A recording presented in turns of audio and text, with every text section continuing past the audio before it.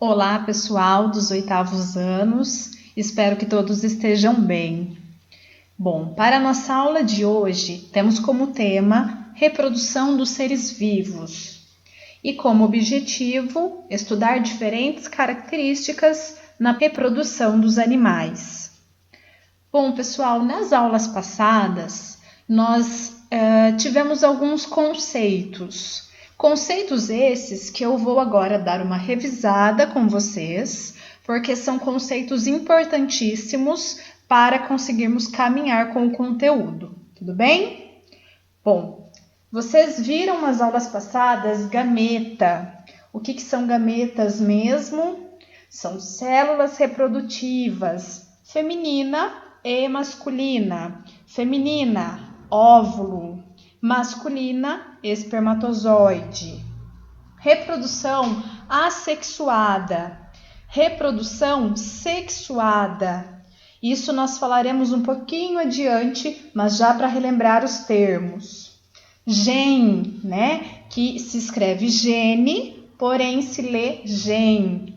Trecho da molécula de DNA que contém informações sobre as características de um organismo, ou seja, características, cor dos olhos, cabelo, tipo de cabelo, isso são características que o gene carrega.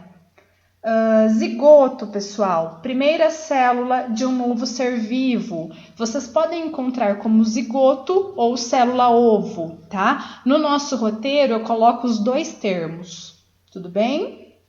Bom, começando então a falar sobre a reprodução, os dois tipos, né?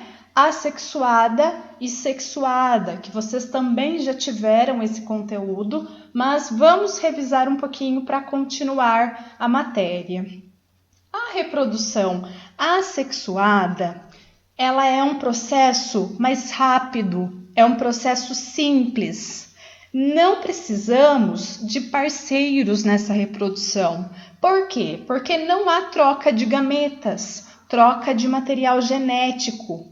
Nessa forma de reprodução, a reprodução assexuada, nós temos clones, ou seja, seres que são gerados idênticos. Já na reprodução sexuada, é uma reprodução mais demorada, é uma reprodução que garante variabilidade genética, que também foi um termo que vocês viram nas aulas passadas, né? A variabilidade genética, pessoal, ela é muito importante e ela é até uma expressão que a gente utiliza muito em ciências, biologia, porque essa variabilidade genética, ela vai me trazer diferentes características. É uma variabilidade realmente dentro da reprodução, né? Nesse caso, dentro da reprodução sexuada. Teremos também, pessoal, mais gasto energético, porque se ela é uma reprodução mais complexa e mais demorada, ela também vai gastar mais energia. Tudo bem até aí? Bom, quando falamos então de reprodução, falamos de perpetuação das espécies, ou seja, um aumento de espécies através dessa reprodução. As espécies, pessoal, cada indivíduo precisa se reproduzir para manter a sua carga genética, ou seja, essa carga genética sendo passada adiante. Se eu tenho uma espécie e ela não tem mais condições de se reproduzir, se ela não está conseguindo se reproduzir por algum motivo, essa espécie está fadada ao fim, né? Ou seja, ela está fadada à extinção. Eu posso então perder essa espécie se ela não tiver a capacidade de reprodução. Existe uma grande, pessoal, variedade de formas de reprodução. E isso é muito bom, pois mostra como os seres vivos são diversos. As plantas possuem diferentes tipos, os animais, vertebrados e invertebrados, por exemplo, vão ter também diferentes tipos de reprodução, diferentes formas de reprodução. Os seres micros, que são aqueles unicelulares, as bactérias, por exemplo, também vão ter as suas técnicas de reprodução, ou seja, eu tenho várias formas dessa reprodução acontecer. Os dois, então, grandes grupos que nós temos e já conversamos, a reprodução assexuada e a reprodução sexuada. Lembrando sempre, assexuada não haverá troca de material genético entre os seres diferentes. Já na reprodução sexuada, há troca de material genético, tá? Ou seja, eu tenho um pouquinho do material genético da mãe e um pouquinho do material genético do pai. Tudo bem? Na reprodução animal, pessoal, nós temos então essa troca de gametas. Como eu disse agora há pouco, eu tenho um pouquinho do material genético da mãe, que vai ser através desse óvulo, e um pouquinho do material genético do pai, através do espermatozoide. Temos então metade do material genético de um ser e metade do material genético de outro ser, formando assim um ser completo. Lembra que eu coloquei o N, haploide, e 2N, diploide. Haploide é quando eu tenho metade do material genético de um, por exemplo, da mãe, mais metade do material genético do pai, então eu tenho um N da mãe, um N do pai, formando um outro ser, 2N, que é diploide. Tudo bem? Plantas, pessoal, terão também os seus gametas? Claro que terão, com nomes diferentes, mas também terão os seus gametas. Bom, temos então metade do material genético de um, metade do material genético do outro, formando assim um novo ser. Quando nós falamos, pessoal, então, da reprodução sexuada, um ponto muito importante que eu gostaria que vocês guardassem é essa variabilidade genética. Porque na reprodução sexuada isso me permite. E quando nós falamos dessa variabilidade genética, eu tenho uma diversidade, né? Eu tenho então uma grande variabilidade desse material sendo formado. E essa característica, pessoal, é muito importante para os seres que se reproduzem de forma sexuada. Por exemplo, quando um cachorrinho ele vai se relacionar e se reproduzir com uma cachorrinha, metade do material genético vem do cachorrinho. A outra metade vem da cachorrinha, formando assim um novo ser. Se esse cachorrinho e essa cachorrinha tiverem 5 filhotinhos, nenhum deles será idêntico ao outro, né? Porque eu vou ter uma variabilidade genética. No caso de humanos, uma mulher e um homem, eles podem ter 3, 4 filhos, que nenhum será idêntico ao outro, né? Por quê? Porque eu tenho essa variabilidade genética. E isso é muito bom, pessoal. Essa variabilidade genética, ela garante a perpetuação da espécie também, né? Por quê?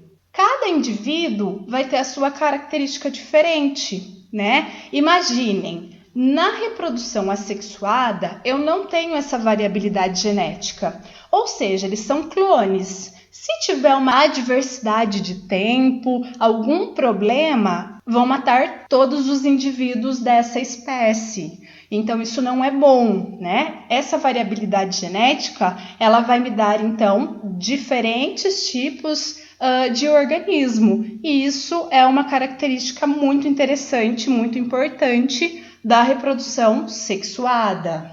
Na reprodução assexuada, pessoal, nós temos alguns tipos de reprodução e eu vou citar algumas para vocês.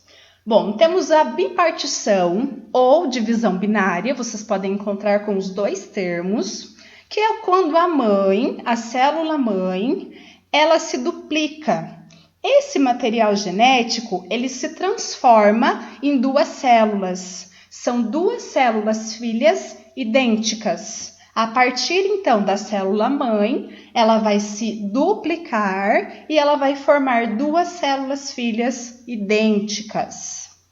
Temos também, pessoal, o brotamento, que eu já até citei na atividade anterior, né, em uma das atividades anteriores. Um grande exemplo do brotamento são as esponjas, que elas fazem esse tipo de reprodução.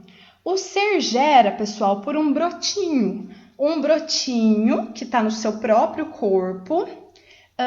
Esse brotinho, pessoal, ele fica preso ali no corpo da esponja. Esse broto se desprende e eu tenho um novo ser, né? Uma nova esponja sendo formada, então é uma cópia, né? Uma cópia dela mesma, que vai se soltar através desse brotinho e vai se formar um novo indivíduo, uma nova esponja. Então, esse é o tipo de reprodução por brotamento. Tem também, pessoal, a multiplicação vegetativa. Essa muita gente conhece. Eu acredito que todo mundo conheça essa forma de reprodução assexuada. É uma forma de reprodução, pessoal, de plantas. Mudinha, sabe? Muda da planta. Essa é uma forma de multiplicação vegetativa assexuada, onde eu tenho uma raiz ou um caule e essa raiz, esse caule, produz novas raízes. Eu posso separar essa mudinha da planta e ter uma nova planta, né? Pode ser então através da raiz ou através do caule. Multiplicação vegetativa. Tenho também, pessoal, uma muito interessante, uma divisão assexuada muito interessante, que é a partenogênese. A partenogênese, pessoal, é onde a fêmea produz um óvulo e ao invés de se juntar com o espermatozoide, como é o comum, o óvulo se juntando com o espermatozoide, nessa partenogênese isso não acontece. Então, na partenogênese, eu tenho um óvulo dessa fêmea e ela tem o filho dela sozinha. Por quê? Ela tem um óvulo e esse óvulo ele tem a capacidade de gerar um novo filho. Um exemplo é a abelha, o zangão. O zangão ele é formado a partir da reprodução partenogênese. Tudo bem? O óvulo, então, da fêmea, ele tem essa capacidade de se reproduzir sozinho, de gerar um filho sozinho. Temos também, pessoal, a esporulação. A esporulação todo mundo conhece, eu acredito também. Talvez não por esse nome, mas a esporulação nada mais é que o fungo, por exemplo, aquele fungo que aparece no pão. Esse fungo, pessoal, eles são esporos, né? O esporângio, é o nome, né, dessa estrutura, o esporângio, ele produz, quando ele tem uma condição favorável, né, ele produz esporos. Ele forma, então, esses esporos, e esses esporos caem no chão, caem no nosso ambiente, né? E ele vai formar um novo fungo. Então, um exemplo da esporulação, dessa formação de esporos, é aquele fungo que aparece no pão, por exemplo, tá? E nós temos também a fragmentação. A fragmentação, pessoal, um exemplo dela é a estrela do mar. Quando a estrela do mar perde uma parte, vamos supor que a gente divida uma estrela do mar em 5, né? 5 pedacinhos, dividindo realmente essa estrela. Essa estrela do mar, ela tem a capacidade de se regenerar, então ela tem essa capacidade de se regenerar, e cada parte separada dessa estrela do mar, ela vai virar um novo indivíduo. Ou seja, vamos supor que eu dividi em 5, eu tenho 5 novos indivíduos. Tudo bem? Essa é então a fragmentação. Outro tipo de reprodução assexuada. Bom, recapitulando o que nós vimos nessa aula, vocês viram, então, reviram, na verdade, alguns termos, né? E viram um pouco mais da reprodução assexuada e da reprodução sexuada. Características, então, muito importantes. Reprodução assexuada é um processo rápido, é um processo mais simples, não demanda parceiros, então eu não tenho troca de gametas e eu formo clones idênticos, ou seja, indivíduos idênticos. Já na reprodução sexuada, é uma reprodução mais demorada, é uma reprodução que garante variabilidade genética, é uma reprodução, pessoal, que gasta mais energia. Nessa reprodução acontecem trocas de gametas. Tudo bem? Bom, pessoal, espero que vocês tenham gostado. Tudo bem? Bom, pessoal, eu deixei um roteiro para vocês, um roteiro de estudos, né, com algumas atividades que vocês irão me devolver pelo Google Classroom. Gente, eu peço, por favor, para quem faz a lápis, apertar um pouquinho mais o lápis. E eu peço que vocês tentem deixar a foto o mais nítida possível para facilitar no momento da correção, tá bom? Até a próxima aula!